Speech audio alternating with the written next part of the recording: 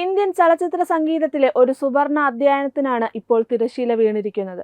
തലമുറകളെ സംഗീതത്തിന്റെ താരാട്ടുപാട്ടിലുറക്കിയ മനുഷ്യന്റെ എല്ലാ ഭാവങ്ങളെയും സ്വരക്കൂട്ടുകളിലേക്ക് ആവാഹിച്ച ആ മധുര ശബ്ദം ഇനി ഓർമ്മ. തെന്നിന്ത്യയുടെ പ്രിയപ്പെട്ട ജാനകിയമ്മ മൈസൂരിലെ അപ്പോളോ BGS ആശുപത്രിയിൽ വെച്ച് നമ്മോട് വിട പറഞ്ഞിരിക്കുന്നു. 6 പതിറ്റാണ്ടുകളിലേറെ കാലം തന്റെ അസാധാരണമായ ശബ്ദമാധുര്യം കൊണ്ട് അവർ ഭാരതീയരുടെ ഹൃദയം ഭരിച്ചു. ജാനകി അമ്മയുടെ വിയോഗ വാർത്തയറിഞ്ഞ് സിനിമാ സാംസ്കാരിക ലോകവും രാഷ്ട്രീയ നേതാക്കളും ലക്ഷക്കണക്കിന് വരുന്ന ആദരാഞ്ജലികൾ. മലയാളത്തിന്റെ മഹാനടൻ മോഹൻലാൽ പങ്കുവച്ച വൈകാരികമായ കുറിപ്പ് ഏറെ ശ്രദ്ധേയമായി. ജാനകി അമ്മയോടുള്ള തന്റെ ബന്ധം ഒരിക്കലും മറക്കാനാവാത്ത ഒരു കടപ്പാടാണെന്നാണ് മോഹൻലാൽ വിശേഷിപ്പിച്ചത്. കാലാതീതമായ ഒട്ടേറെ ഗാനങ്ങൾ സമ്മാനിച്ച അനുഗ്രഹീത ഗായിക എന്നതിലുപരി എല്ലാവരെയും സമഭാവനയോടെ കണ്ട ശാന്തശീലയായ ഒരു അമ്മ മനസ്സായിരുന്നു അവരുടേതെന്ന് അദ്ദേഹം ഓർമ്മിപ്പിച്ചു. സംഗീത ലോകത്തിന്റെ നെറുകയിൽ നിൽക്കുമ്പോഴും ചുറ്റുമുള്ളവരോട് കരുണയോടും വിനയത്തോടും കൂടി പെരുമാറിയ ഒരു വലിയ വ്യക്തിത്വത്തെയാണ് മോഹൻലാലിന്റെ വാക്കുകൾ നമുക്ക് മുന്നിൽ വരച്ചു കാട്ടുന്നത്.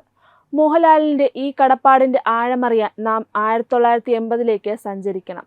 ഫാസിൽ സംവിധാനം ചെയ്ത മഞ്ഞിൽ വിരിഞ്ഞ പൂക്കൾ എന്ന ചിത്രത്തിലൂടെയാണ് മോഹൻലാൽ മലയാള സിനിമയിലേക്ക് ചുവടുവെക്കുന്നത്. ആ ചിത്രത്തിലെ പ്രണയവും വിരഹവും നിറഞ്ഞ ഗാനങ്ങൾക്ക് ജീവൻ പകർന്നത് ജാനകി അമ്മയായിരുന്നു. തന്റെ ആദ്യ ചിത്രത്തിലെ ഗാനങ്ങൾ പാടിയ ഗായിക എന്ന നിലയിൽ ജാനകി അമ്മയോട് എന്നും തനിക്കൊരു പ്രത്യേക ആത്മബന്ധമുണ്ടെന്ന് ലാൽ പറയുന്നു. ആ തുടക്കത്തിന് ശേഷവും ജാനകി അമ്മ ആലപിച്ച ഒട്ടനവധി അനശ്വര ഗാനങ്ങളുടെ ഭാഗമാകാൻ തനിക്ക് സാധിച്ചത് വലിയൊരു ഭാഗ്യമായി മോഹൻലാൽ കരുതുന്നു. ഏതൊരു മനുഷ്യ സഹജമായ ഭാവത്തെയും അതിന്റെ പൂർണ്ണതയിൽ ഉൾക്കൊണ്ട് പാടാനുള്ള അസാധാരണമായ കഴിവായിരുന്നു ജാനകി അമ്മയുടെ സവിശേഷത. സന്തോഷവും വിഷാദവും കുട്ടിത്തവും ഉൾപ്പെടെയുള്ള എല്ലാ മനുഷ്യഭാവങ്ങൾക്കും ജാനകിയമ്മ തന്റെ മധുരസ്വരം പകർന്നു നൽകിയെന്ന് മോഹൻലാൽ അടിവരയിടുന്നു. ഭാരതത്തിന്റെ ഗാനഗോകുലം എന്ന് വിശേഷിക്കപ്പെട്ട അവർ മലയാളം, തമിഴ്, തെലുങ്ക്, കന്നഡ, ഹിന്ദി ഉൾപ്പെടെ 20ഓളം ഭാഷകളിലായി 48,000-ത്തിലധികം ഗാനങ്ങളാണ് പാടിത്തീർത്തത്. വരികൾ വെറുതെ പാടുകയല്ല, മറിച്ച് തന്റെ ശബ്ദത്തിലൂടെ ആ കഥാപാത്രമായി ജീവിക്കുകയായിരുന്നു അവർ ചെയ്തത്. ഒരു ഗായിക എന്നതിനപ്പുറം വ്യക്തിജീവിതത്തിലും വലിയൊരു മാതൃകയായിരുന്നു ജാനകിയമ്മ. വലിയവനെന്നോ ചെറിയവനെന്നോ ഭേദമില്ലാതെ എല്ലാവരെയും ഒരേപോലെ കണ്ട വ്യക്തിയായിരുന്നു അവർ. ഒരു സാധാരണ മുത്തശ്ശിയായി കുടുംബത്തോടൊപ്പം സമയം ചെലവഴിക്കാനാണ് അവർ എപ്പോഴും ഇഷ്ടപ്പെട്ടിരുന്നത്.